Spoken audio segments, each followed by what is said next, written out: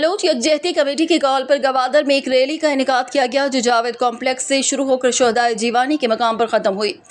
मुजाहिरीन ने वहाँ एहतजाजी मुजाहरा भी रिकॉर्ड किया। रैली में ख़वातीन और नौजवानों की बड़ी तादाद शरीक थी जिनके हाथों में लापता अफराद की तस्वीर थी। मुजाहिरीन ने तमाम लापता अफराद की बाजियाबी का मुतालबा किया।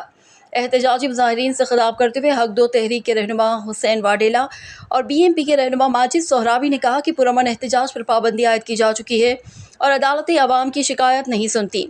उन्होंने इल्ज़ाम लगाया कि इंतज़ामिया को मुजाहिरीन के खिलाफ सख्त कार्रवाई का हुक्म दिया गया है। रहनुमाओं ने सवाल उठाया कि जब हुकूमत पुरअमन एहतजाज का हक छीन लेती है तो अवाम अपनी आवाज़ कैसे बंद करे।